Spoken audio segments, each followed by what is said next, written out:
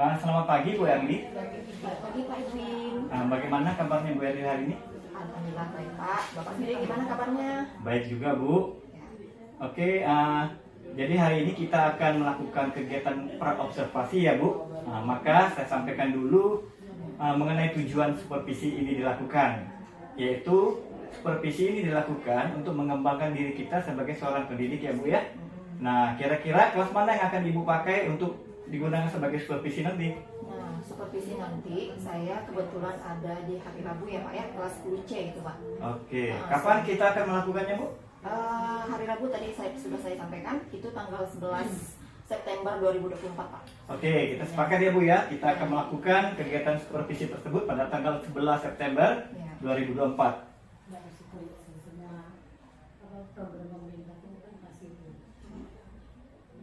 Ya, insya Allah Pak, pasti. Oke, baik Bu. Lalu tujuan apa yang Ibu ingin capai dari kegiatan supervisi nanti? Nah, tujuan saya ini ingin murid saya ini lebih aktif Pak, berpartisipasi dalam kelompok gitu ya, dalam kelompok belajar. Kemudian setelah mereka ini diskusi kelompok, mereka bisa mampu mempresentasikan hasil dari kelompok tersebut. Kemudian kelompok lainnya juga dapat menciptakan percaya diri, ya gitu Pak. Oke, jadi bagian mana yang terutama nanti akan saya amati Bu? Nah, bagian yang paling Bapak amati itu keaktifan ya Pak, terutama ya. Kemudian keaktifan di dalam siswa dalam berdiskusi gitu ya Pak ya. Kemudian di mana siswa ini mampu berdiskusi pertama, kemudian mempresentasikan hasil diskusi, kemudian menanggapi kelompok lain Pak. Ya, menanggapi kelompok lain setelah berdiskusi. Kemudian karena selama ini siswa ini mampu berdiskusi dengan kelompok hanya beberapa orang saja, jadi siswa yang Bapak lihat itu dan Bapak pemantau itu hanya lihat keaktifan mereka gitu Pak, berperan aktif atau tidak dalam kelompok ya. Baiklah, nanti saya akan menggunakan strategi seperti yang Ibu sampaikan nanti. Jadi setelah itu apa strategi yang akan Ibu gunakan di dalam pembelajaran supaya siswa itu dapat berperan aktif? Yang saya gunakan strategi ini pertama yaitu membangun kemitraan Pak, kemitraan terhadap murid saya. Nah, saya beri nama ini strateginya yaitu salah bukan masalah, ya Pak. Dimana dari pengamatan yang sudah saya lakukan ini sebenarnya murid ini mampu Pak, mempunyai pendapat namun tidak mau mengungkapkannya. Itu kebanyakan ya Pak ya, disebabkan karena murid tersebut takut salah gitu Pak. Jadi sehingga dengan strategi salah bukan masalah, saya harap siswa ini mampu berperan aktif dalam berdiskusi dan mengungkapkannya kembali gitu Pak. Oke. Nah, harapannya setelah kegiatan ini kira-kira apa Bu yang Ibu harapkan? Harapannya ini setelah murid-murid diberikan ini dapat menginstruksikan mereka bisa aktif kembali gitu Pak dalam pembelajaran. Kemudian khususnya ketika berdiskusi mereka mampu berperan aktif. Itu aja Pak, berani menyampaikan pendapat dengan baik. Baik Bu, saya kira sudah cukup kegiatan praobservasi kita pada hari ini. Semoga nanti supervisinya dapat berjalan dengan lancar dan sesuai dengan harapan yang diinginkan ya Bu ya. Pak, terima kasih banyak ya Pak Edwin atas waktu dan bimbingannya. Oke, sama-sama Bu. Terima kasih banyak juga. Jadi airnya kebetulan Ibu mintanya air yang biasa aja, bukan air panas dan air dingin. Sebenarnya kita harus membedakan antara air panas dan air dingin. Tapi nggak apa-apa, kita ambil sampel aja sambil ya. Jadi setiap kelompok airnya air biasa aja. Nah, ini yang akan Ibu bagikan. Dan setelah ini yang Ibu bagikan, Ibu bagikan RKBD.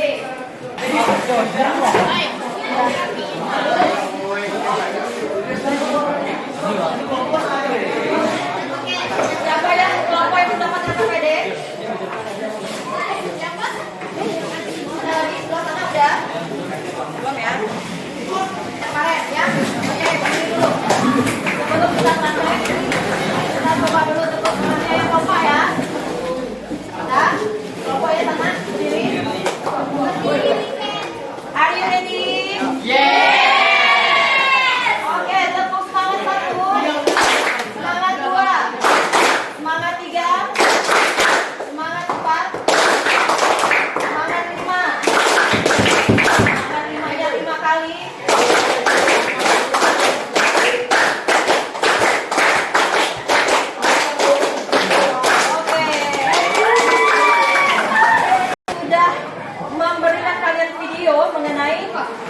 sorong, ya. Kebetulan di jangka sorong itu kita mengukur diameter dari kelereng ada bawah kan? Ada.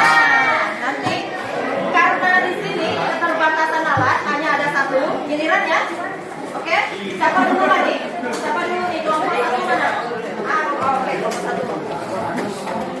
Dulu ya, giliran kita kelereng ini bawahnya.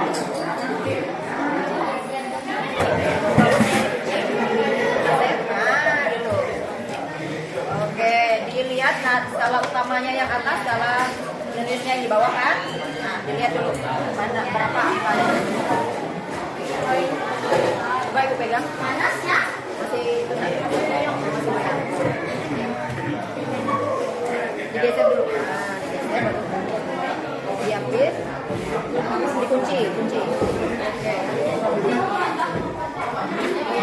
Dah.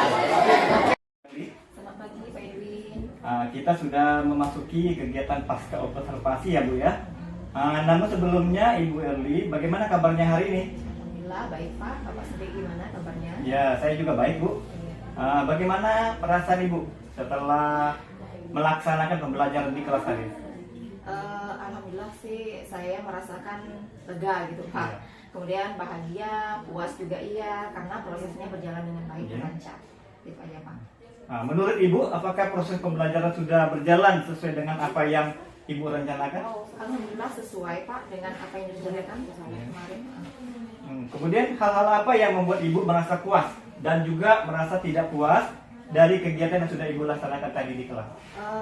Yang membuat saya merasa puas itu sebagian besar murid sudah menunjukkan progres yang signifikan, kemudian sesuai tujuan yang ingin dicapai, yaitu mampu berpartisipasi aktif dalam kegiatan diskusi kelompoknya gitu Pak.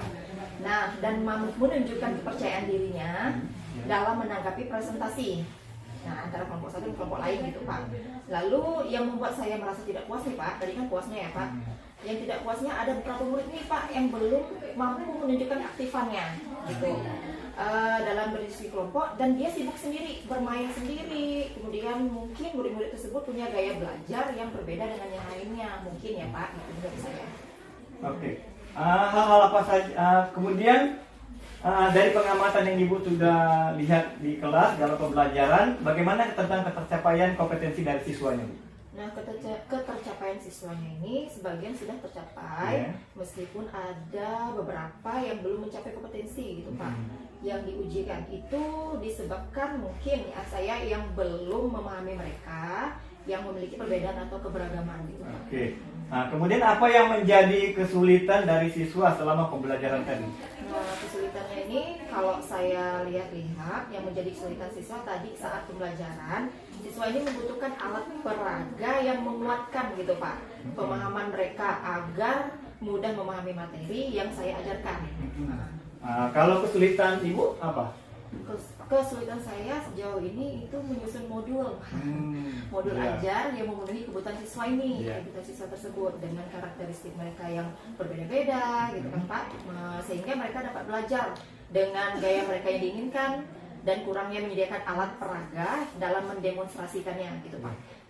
Kira-kira apa yang akan Ibu lakukan untuk menjadi alternatif dalam mengatasi kesulitan yang Ibu sebutkan tadi?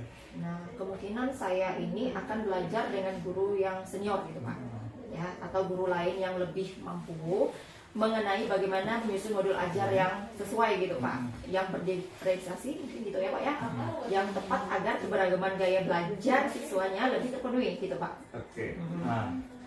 Hal-hal apa saja yang Ibu dapatkan dari kegiatan pembelajaran di kelas? Nah, saya ini mendapatkan banyak hal Pak. Jadi diantaranya saya jadi mengetahui sejauh mana kompetensi siswanya, kemudian sebagai guru dan melayani siswanya agar mereka mampu belajar dengan baik gitu Pak. Kemudian yang nyaman itu seperti apa gitu kan, secara kelompok itu gimana diskusinya dan menyampaikan pendapat itu seperti apa. Lalu apa yang akan Ibu lakukan untuk pertemuan berikutnya?